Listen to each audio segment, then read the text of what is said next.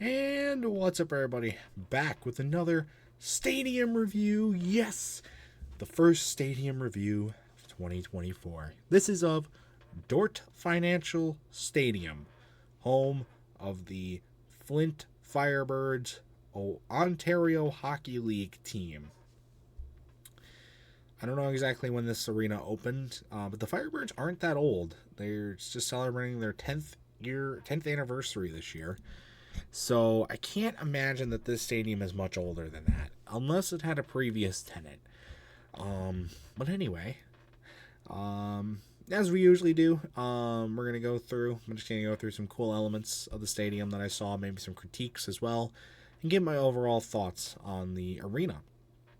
And if you want more further thought, check out the vlog that should have already been uploaded, or if not, it will be uploaded from the game that we filmed there. And actually, this was in 2024, but it's obviously being uploaded in 2025, so just know that. But anyways, I got a lot of thoughts on this stadium, so let's just jump right into it, shall we? I will say, it's first off, what the hell is Dort Financial? Why didn't they just call it Mort Stadium? Mort. They could have partnered with Madagascar, for fuck's sakes. Could you imagine a giant Mort, what's it called? Not an animatronic, mascot. Mort mascot? Could you imagine a Mort mascot at a hockey game? Could you imagine Mort on ice? That would be great. But no, man, the name is Dort. Dort Financial Stadium. Whoa. As far as the arena goes, I mean, it's pretty small. It's about this, I would say, as far as like seating capacity goes, it's about the same size as a MUN arena. You don't, it's kind of the same structure. You walk in and then you go down to your seats. There's no up to the seats unless you're in the suites, which we obviously were not. Otherwise it's just all like going down. I think about the seating capacity is about the same. Actually, this stadium might be a little less than MUN because they use all individual chairback seats instead of benches, which actually decreases the seating capacity. However, it does make the viewing experience a little more enjoyable for the fans that showed up. And again, at least on the night that we went, it didn't seem to matter because it was maybe 75% full, which I said at the beginning how I was wondering how old the stadium was because it looks kind of old from the outside. Kind of looks like the exterior of the K-Wings arena, which I know is pretty old.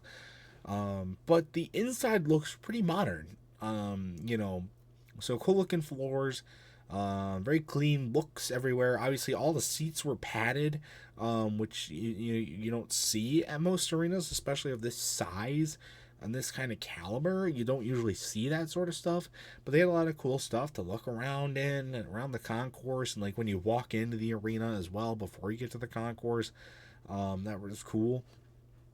So I really like that. I mean, the outside didn't look like terrible, right? Like I'm not like dogging on it for no reason whatsoever. It just didn't look anything crazy.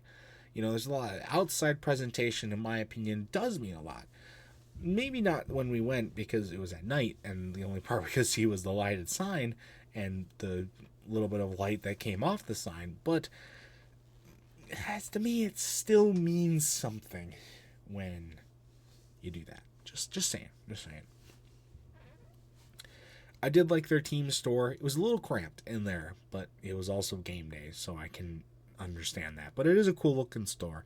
They had a good variety. They had a good variety of things to buy, weird things to buy as well. They had like golf tees and like really other random stuff that you wouldn't expect to see at a hockey arena, for a hockey team, especially when the store's not even that large to begin with, and how much random ass stuff they just like crammed in there. Kind of cool, honestly. I really like that. And the prices in the store weren't bad. I bought a pin for like $5 for at the game. It's not bad at all. The food prices also weren't that terrible.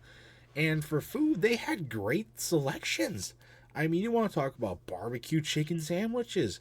You want to talk about big chocolate chunk cookies. Boom, boom. um, Loaded tater tots, or just stuff that you wouldn't even see like an MSU event or even like a Red Wings game or anything like that. But you see it here, and the prices, they're about on par with what you would get at like a restaurant. So to me, that's pretty good. Especially some of the stuff was high quality. The cookie was really good. That's what I had. I didn't have anything else. But like I said, the pretzel was good. Eli liked the tater tots, and so it's good. It's good stuff. I am also really surprised that they take cash now. A lot of pretty much. I mean, I shouldn't say a lot of. Pretty much every sporting arena that I've gone to, at least if it's an arena that's meant for sports, not like a convention center or something like that, but like an arena that's meant for sports, no cash is taken anymore. None.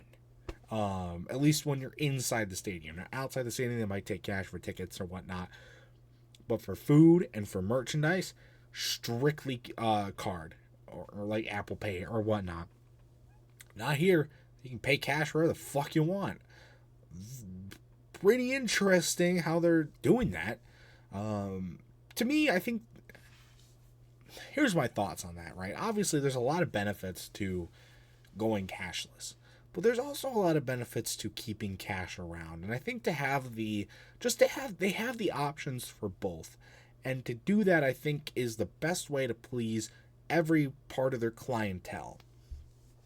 You got the old people, maybe don't understand technology, don't want to evolve to this technology. They just like to have cash, and they can do that. Or like the younger generation, they want to pay. They don't want to have cash anymore. They want to do Apple Pay. They want to do just card. They can do that. They got both the options, which is great. So I think that's something that a lot of other teams should take notice. I think obviously they're probably also eventually going to fall down that hole of, not being able to use cash anymore, just because it might become a big, like, league-wide regulation or something like that. But maybe not. Who knows? I also have to I also want to talk about like the fans. Their fans are pretty good. They were a pretty passionate fan base, all things considered. They weren't necessarily like what am I saying? They weren't like super loud. Mostly because it wasn't a completely full arena. But they were pretty passionate in their fan base. There was a lot of them were wearing gear, like jerseys or whatnot, which is great. They seem to have a very dedicated fan base, and I really, really like that.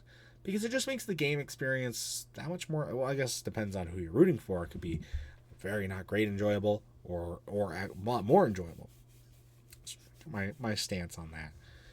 But I want one gripe that I will say about these fans.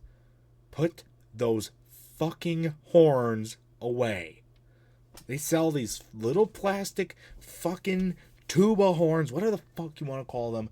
You blow into them. It's the most depressing fucking horn noise you've ever heard in your goddamn life. And there's these fucking kids and even their parents that were just blowing into this thing non-stop all game long. It annoyed the fuck out of everybody in our group. And I'm sure we were getting looks from other people nearby, kids and not, that were also pissed off at it.